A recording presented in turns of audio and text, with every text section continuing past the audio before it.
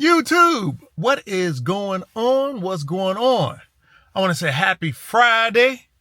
I also want to say, if you know or if you run into any first responders, thank them for their service. Thank them for their service. They need a lot of support. And the only reason why I'm saying that because currently I'm sitting in Sexy Sierra, which is my GMC pickup truck, and I'm about to head to one of the police districts to visit a very good friend of mine, just to have a little conversation. But that's not why I'm doing this intro on this video that I'm going to post today. And it's about the barn door. So on this video, I'm going to be talking about some of the things you need to do if you want to go in this direction in building a barndominium. And that's what these series of videos I've been posting is for, to help you. Hopefully is to help you if you want to go this route. So what I'm going to do later on is really get in detail what is going on. So this bill started last year and is going into this year. What I didn't show in the video is the electrical has been put in and the HVAC has been put in.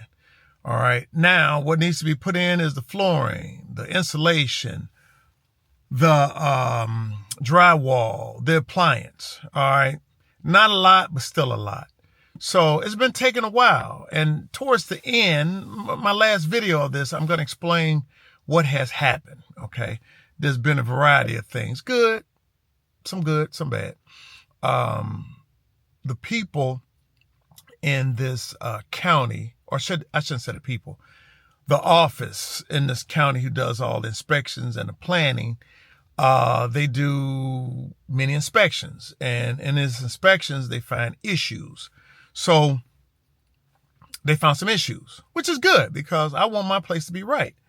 The builder at first started real good, but I've had some issues. And the main issue I'm just bring up is with the project managers. Not saying this last project manager, but down the road, I'm gonna go in detail because I believe if you want to go this route and building a barn door or any place, some of these factors you need to take in consideration. You have to take in consideration. So, like I said, enjoy the video. Please like and subscribe. And like I said, this video is, I believe, from last year. I'm going to have some more this year. Trust me. I'm going to have a lot more. But currently, right now, we're at a standstill for a variety of reasons. I'm going to keep it all positive. I'm going to first and foremost thank my good Lord for waking me up this morning. It's a blessing. Oh, it's a blessing. So I won't complain. Only thing I'm going to do is maintain and do what I need to do and provide information and a little entertainment for you guys. So be blessed, not stressed. Love y'all and later. YouTube, what's going on? It is day number 3 in the beautiful state of Tennessee. Now, the first day I got here, it was raining and very cold. Second day, yesterday, it was cold. Today, it's a little chilly, but not bad. So, what I'm going to do, I thought that I was going to do like a tour of the barndominium, but I'm not going to do a tour. I'm just going to talk to you guys about if you plan on doing something like this, the things that you should do. But I will give you like a little preview. I'm not going to, I'm not going to do you like that. So here we go. Here's the barn door. Here is the barn door. Here it is. Here it is. So let's have a talk real quick. If you are looking to build a barndominium, things you should do, things you should not do. Here we go. All right, here we go.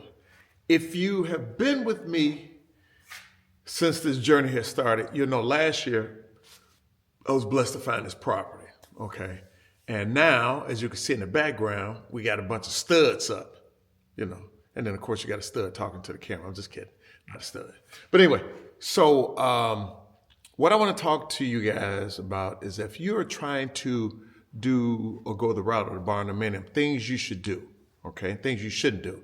one of the first things that you should do is find you a trustworthy agent who familiar with, of course, what's out here and what's the offer when it pertains to land.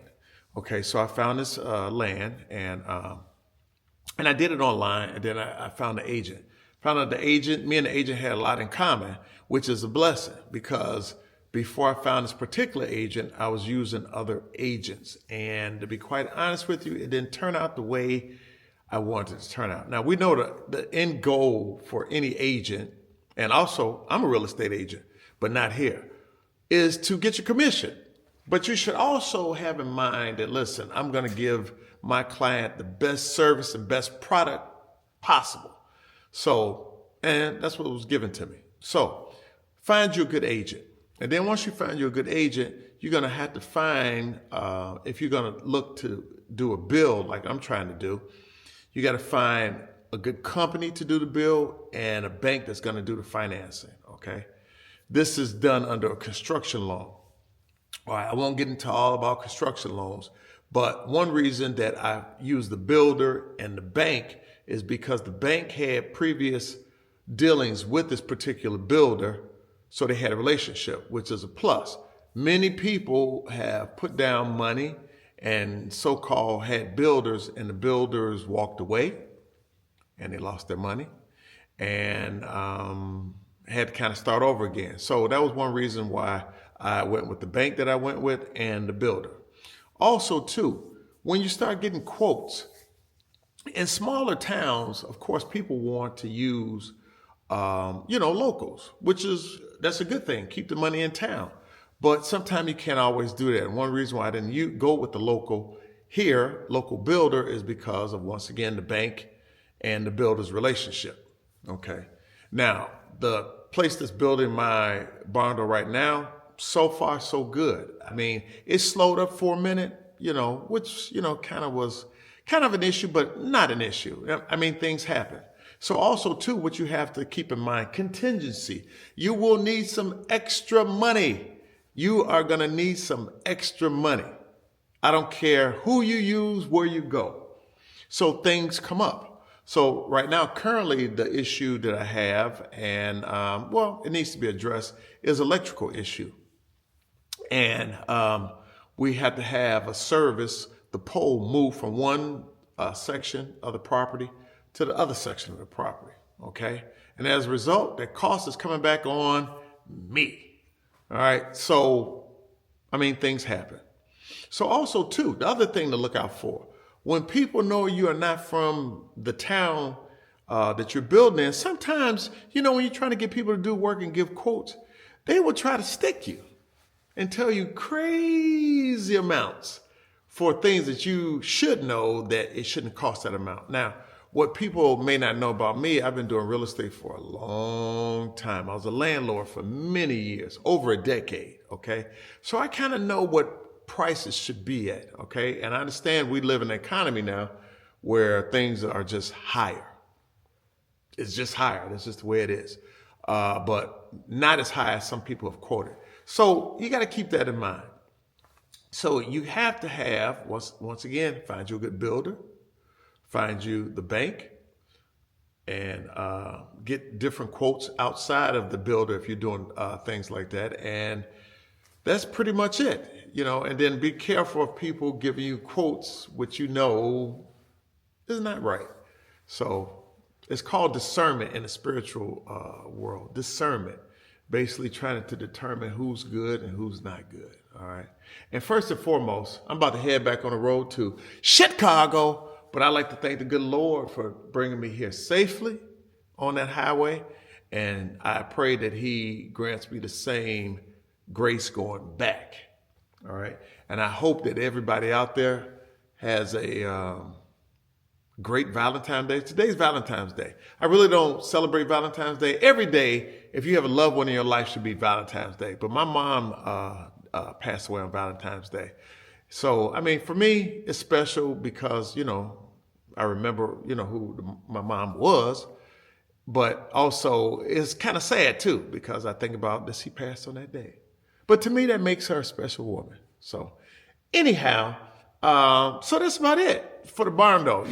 I would like to, give you guys a tour, but I'm still debating if I'm going to do that. Okay. Cause this is home. And, I still haven't mentioned where home is at. So other than that, if you guys have any questions, hey, I would love to answer it. Okay. I would love to answer any questions that you have, but, it's very peaceful here. Yesterday I was here for hours, because we had to go over electrical, where all the cabinets. So the cabinet maker came out.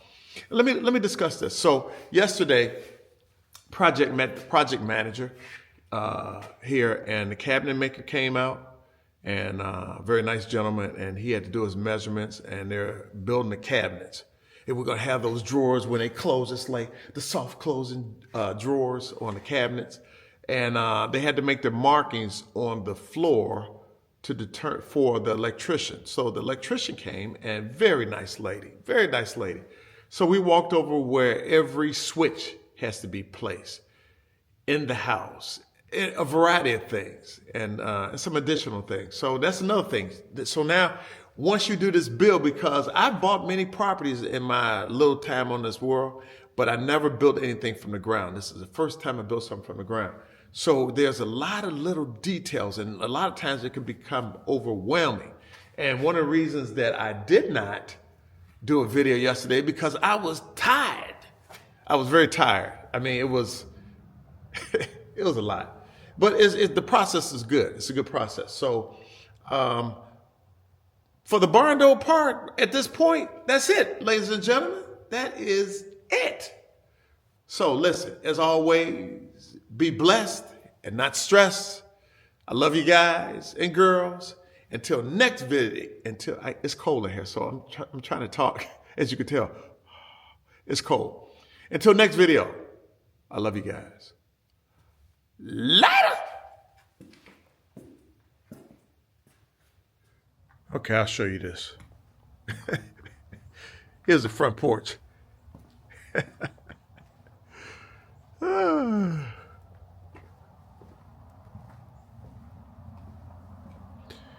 And there is Sexy Sierra.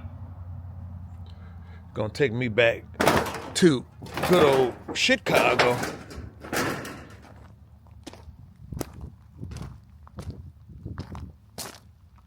And if you guys don't know why I call it Sexy Sierra, well, first off, it's a sexy truck, and it's a Sierra. Later.